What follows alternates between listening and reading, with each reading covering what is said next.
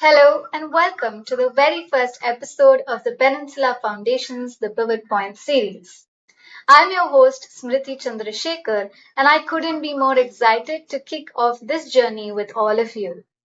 In this series, we're going to dive deep into the captivating world of geopolitics, international relations, defense, and security.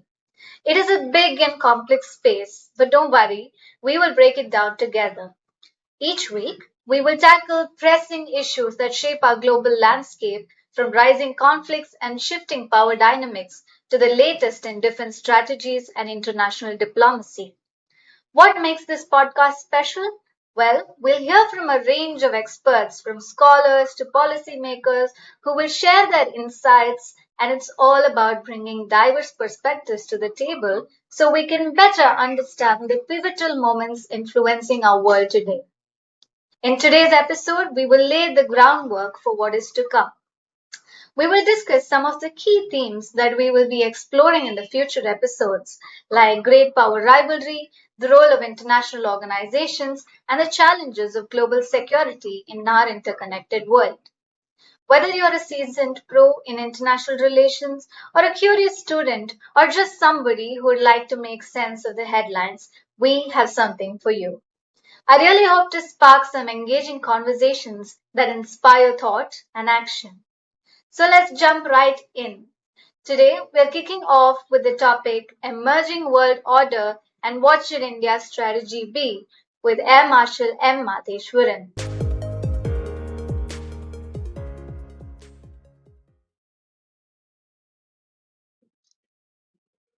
Hello, and a very warm welcome to the Pivot Point series by the Peninsula Foundation.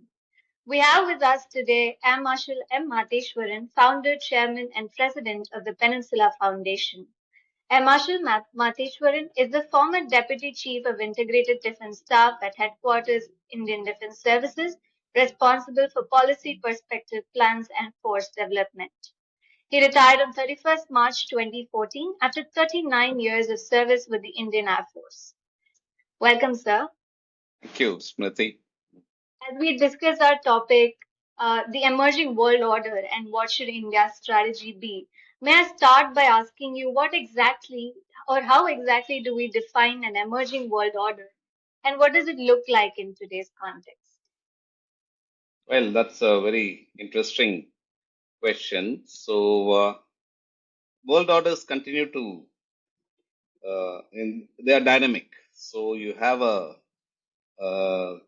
great power that dominates a particular system at some point, a certain point in history, and that's not going to be eternal. It's not permanent, although it would want it to be.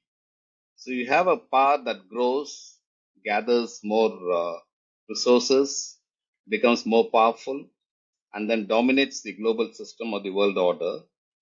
And you will find that as it becomes a dominant power, it also pays for being dominant. And what is that payment? That's to be able to sustain the global order by providing global public goods. And that is a cost that the hegemon or the dominant power pays.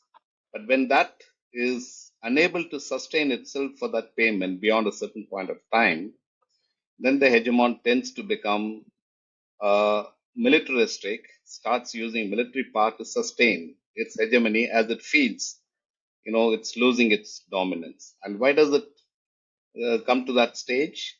The other powers, nobody is going to let a hegemon run the show forever and for eternity. So every other nation would want to become a dominant power or would want to have a complete freedom without interference from other great powers. And therefore, you have other countries constantly trying to build their power and become more powerful. And when a country becomes more powerful, it means that its own people's quality of living becomes better, they become wealthier, and they become stronger. So as they become stronger, then they would demand to alter the rules and regulations that the hegemon or the existing dominant power has laid down to run the global order. And when that gets challenged, then you have a problem. So that's called something called power transition theory, where a rising power then challenges the existing hegemon. And invariably in the past, the theory would say that the rising power would challenge the existing hegemon, go to war, and the war would settle the contest, and then the new hegemon comes and takes over. Right? That's what has happened in the two world wars.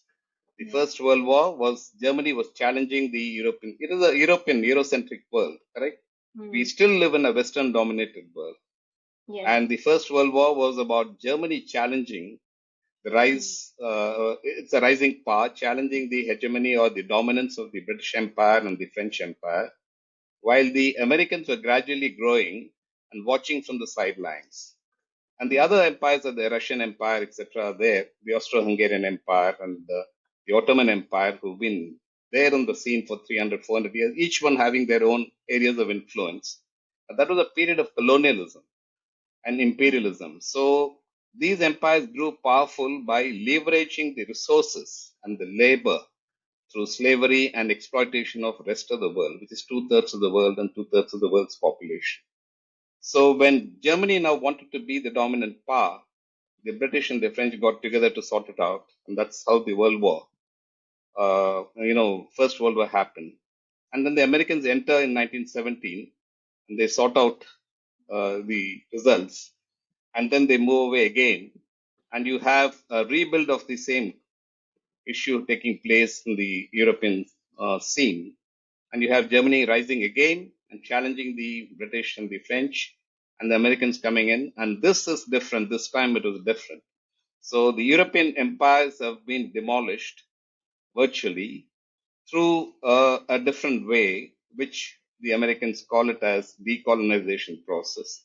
And the US then sets down the rules of the world, which lays down the economic security and political pillars of governance. And the world runs on that part. And that gets challenged by the Soviets, and that's an ideological challenge. And then the Cold War ends, and the Americans feel that they won, and they are hegemons forever now. And now, when others start rising, countries like China and India start rising, that gives them once again the problems of losing grip on the global governance. And that's why all these interventions that you see. So the emerging powers are powers that rise to challenge a certain world order that's been in place for a long time, but nobody accepts junior status if they have the potential to be number one. So Yes. India is in that position, China is in that position, Russia is emerging, and therefore this is a period of emerging powers. The world order is changing. It doesn't happen overnight. It will take about 20, 30 years. Yes. So from what you said, I wanted to ask, does the when big players like US and Russia start losing their power, like what happened in the world wars, does that open the door for middle and rising powers to step up, or is it an automatic process, and how does that happen? Well,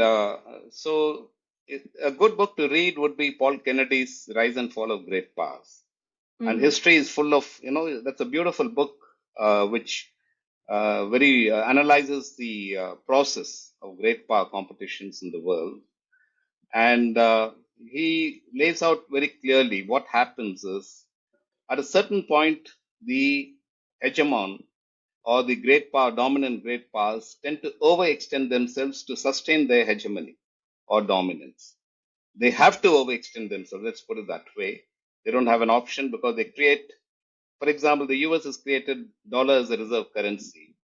And therefore, when the rest of the world is buying dollars and using dollars, the US gets a free ride while it pays for the global public goods in terms of global peace and global control, etc., as it says.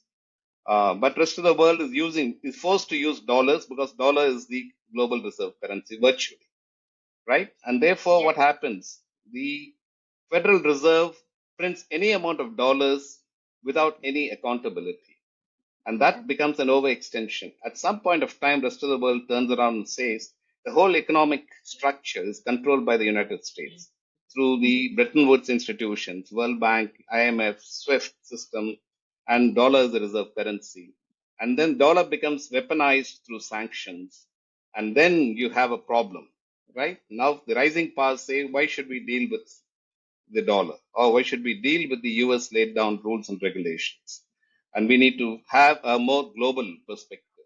So great powers will naturally peak at some point of time and go into a decline phase. That is inevitable.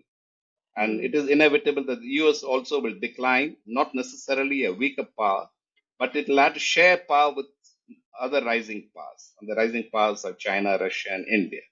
They have to Right. accept that reality at some point of time.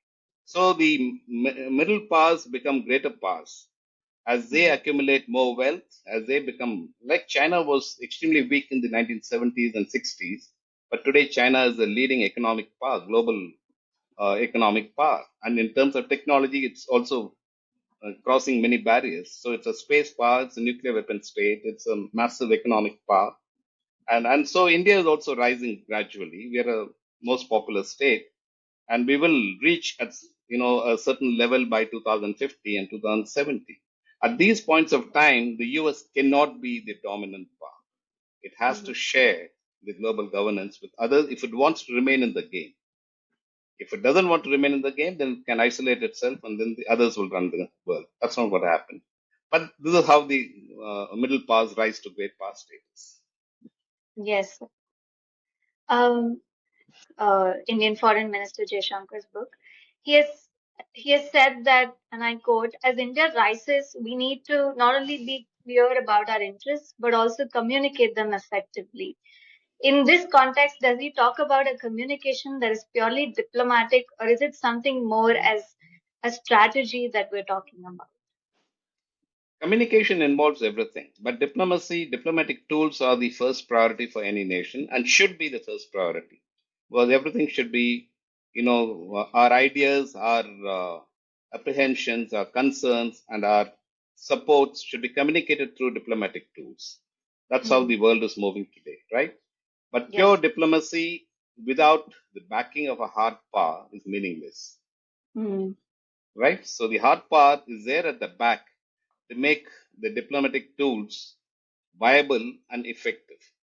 So Yes. when he says communicate, then the communication not only through diplomatic language and diplomatic tools, but it also Mm. means strategic signaling, and in terms of hard power signaling as well.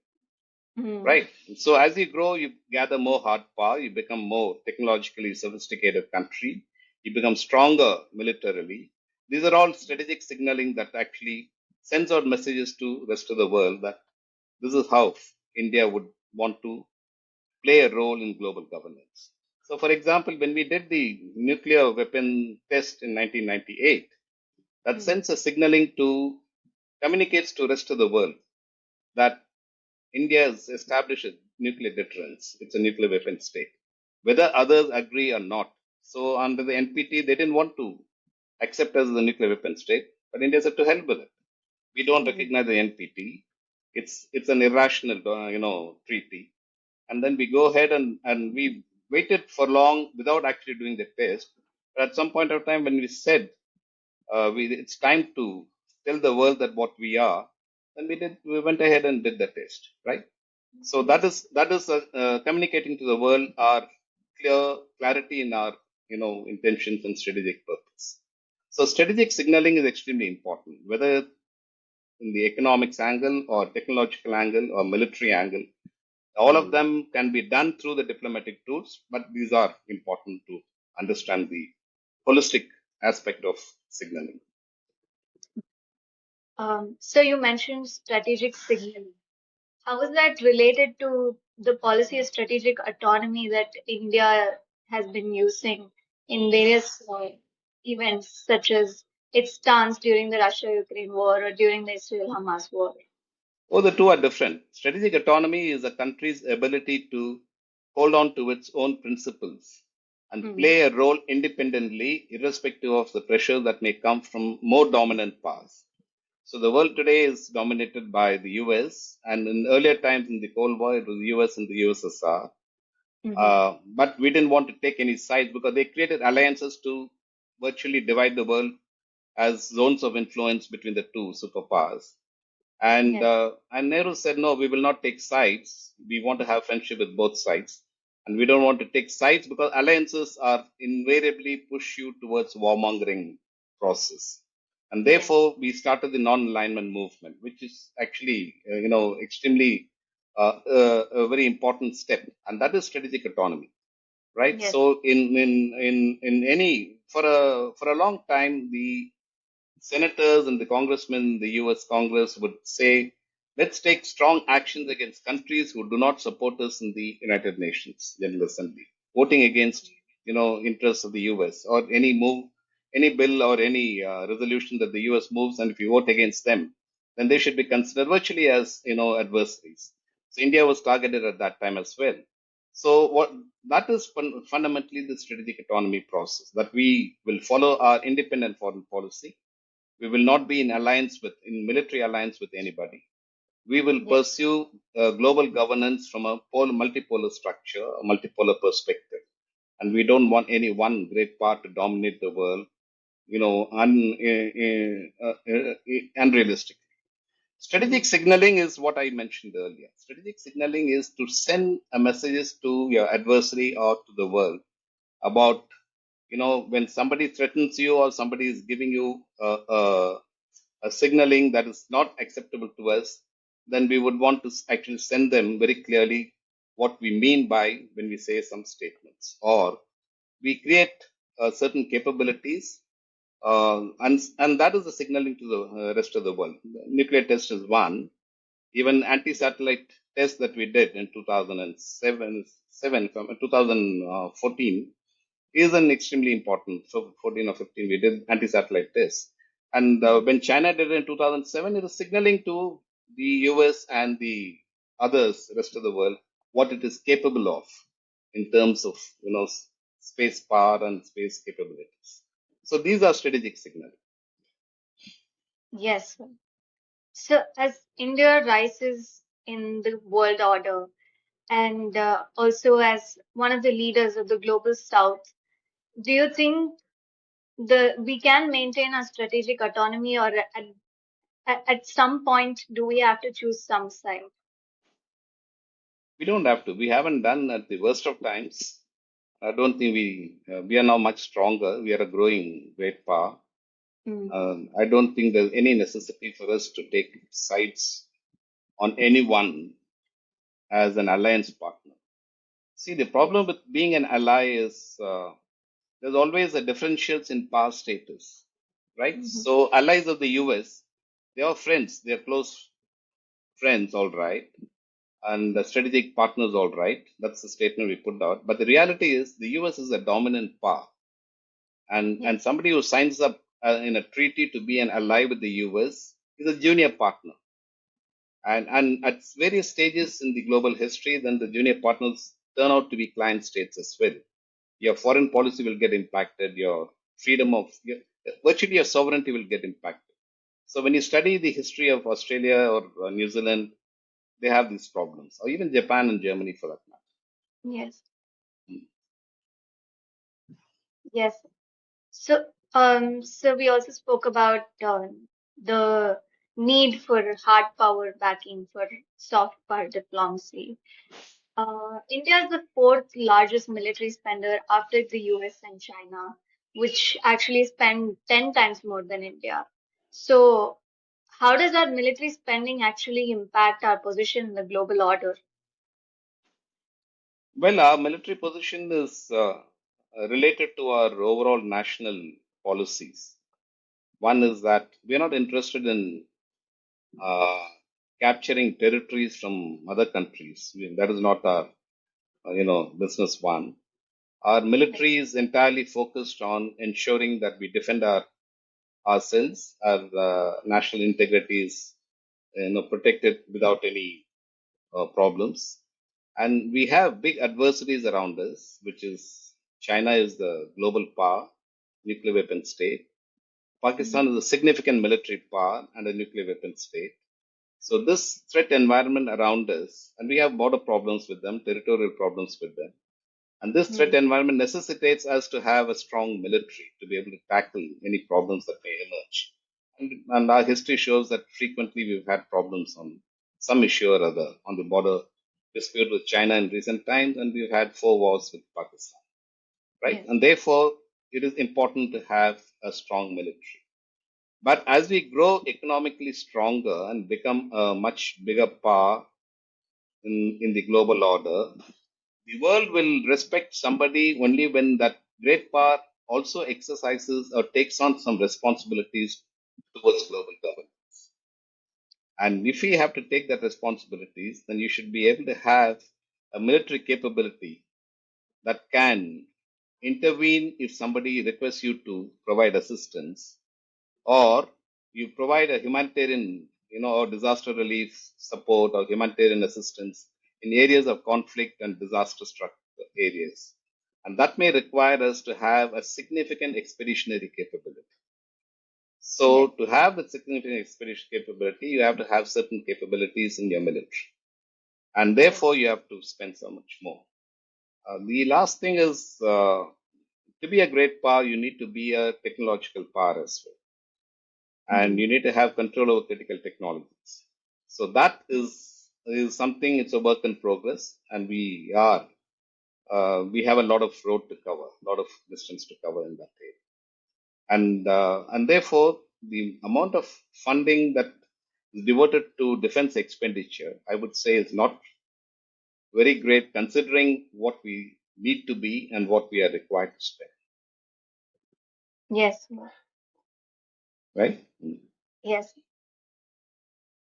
Yes, sir. Moving on to my follow-up question to that, what would our strategy be for the Indo-Pacific region, given that it's the most talked about theater at the moment?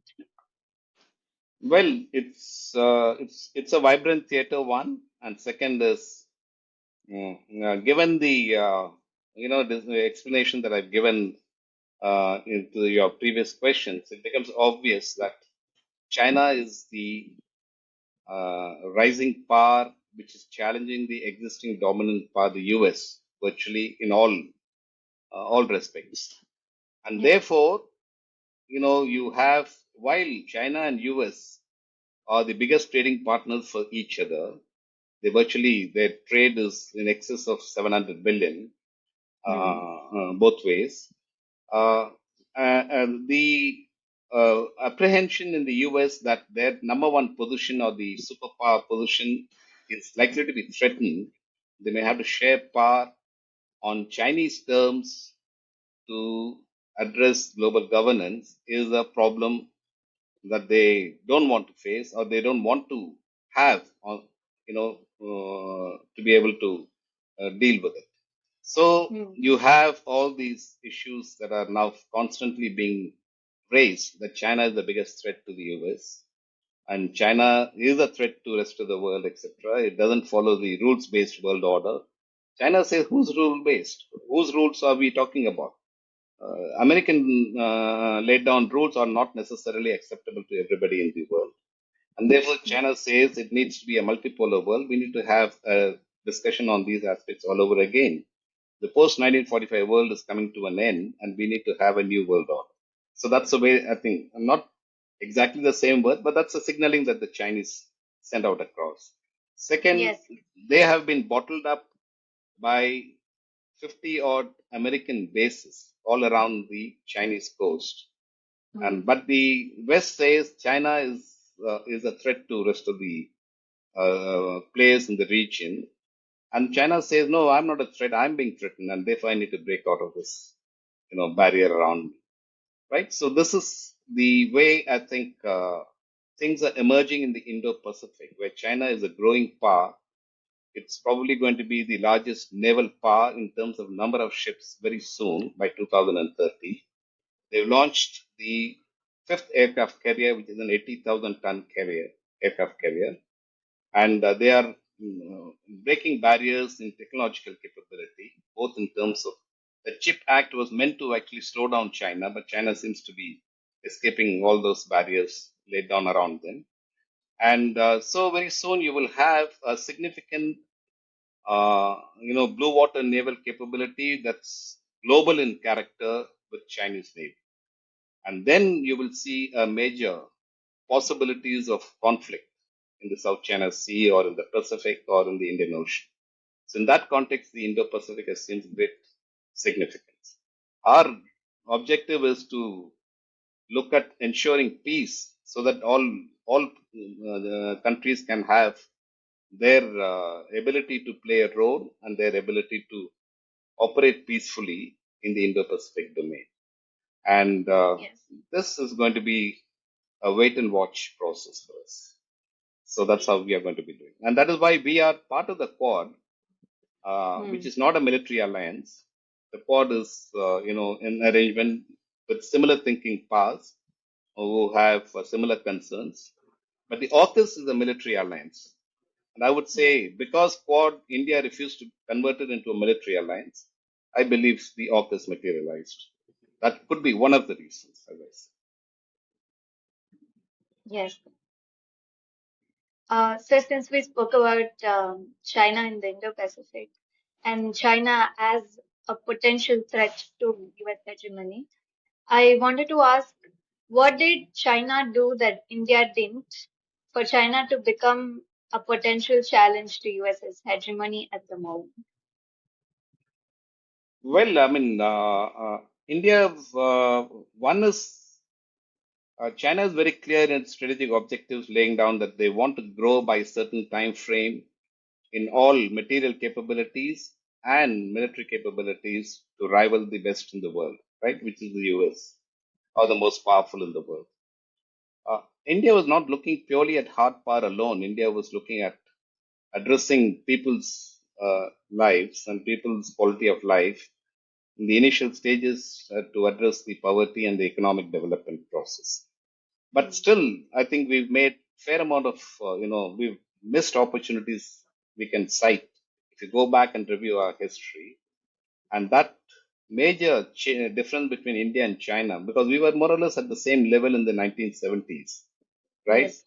And although we started our modernization a little later, but still there are a lot of lessons to learn from China in their modernization process, which is a clear understanding of the realistic principles of global governance and what happens in the world, and therefore use all mechanisms to build your economic capabilities, right? And this is what. Yes. So the China didn't think twice to become virtually an ally of the US in the Cold War against the Soviet Union, although they were not alliance partners in that way, but they were strategic partners, and they played it used that animosity with the then USSR to be able to leverage the US for a huge economic advantage.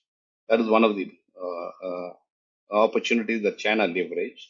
And second, China understood where it stood in technology, where it stood in economic. It missed the industrial revolution and what it needs to do to address manufacturing. So these are areas that China has addressed quite well. Parallelly, Yes. they've also, reformed their education system significantly. So you see that the Chinese have actually addressed education, the industrial development, economics in the first three, phases, and they come to the military only as the last phase, right? Mhm. So in our case, I think what I would say is that we continue to follow the uh, what the British handed over to us, and we just reformed a little bit here and there, and we followed essentially the same process.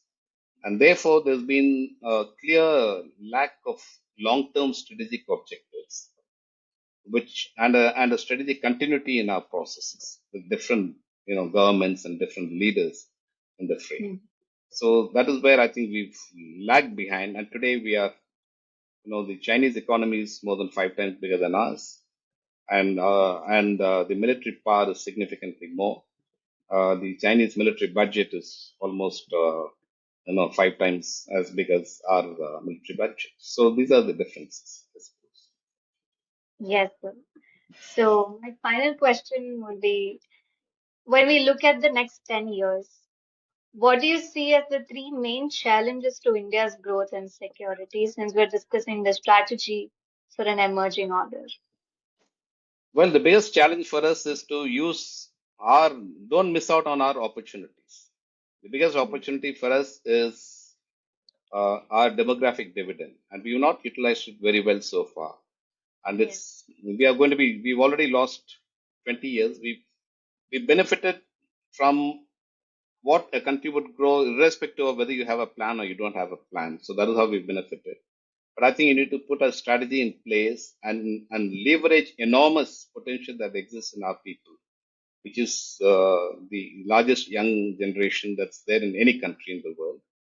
And therefore, we need to actually address that part. We need to address the education. We need to address the research and development and bring in manufacturing in a big way. We have to actually find a solution which is specific to us. You can't just now copy the Chinese model or the American model anywhere because our conditions are different and we missed a lot of opportunity in the past. So now I think we need to work a lot to ensure a lot of your young people have adequate jobs and well-paying jobs, and those activities must translate into a huge economic output, which then will pose a challenge to Chinese, dominance in manufacturing and exports. We probably should get into that soon. So this will call for a very, very hard, firm, clear understanding on the part of national leaders and take firm decisions to actually establish, the strategy that's required for the next 20 years. I would say the next 20 years are a very critical time for us. So as per the Goldman Sachs, we will be a 22 or 23 trillion dollar economy by 2050. And by 2070, we have the potential to be the number two economy after China, pushing US behind to third place at $52.5 trillion dollars. Right. So these are all if lots of ifs and buts are there in that process. We have to do many things right to be able to realize that potential. We have, from 1947, many scholars have said we have so much of potential, but we consistently fallen short of that. And I think we need to actually address that part. That's the biggest challenge for us. Definitely, sir. Yes, sir. Thank you so much for joining us today on the Pivot Point series. Thank you, Smriti. Fascinating discussion, sir, and I really appreciate your insights and perspectives on this complex issue. Thank you so much. Thank you. Thank you for watching the first episode of the Pivot Point series. We hope you enjoyed today's episode, and if so, please consider subscribing and sharing it with those who might be interested. We would love to hear your thoughts, so feel free to reach out to us on social media or leave us a comment. Stay tuned for our next episode, where we'll continue exploring the ever evolving landscape of geopolitics and security. Until then, take care and keep questioning the world around you. Thanks again for watching.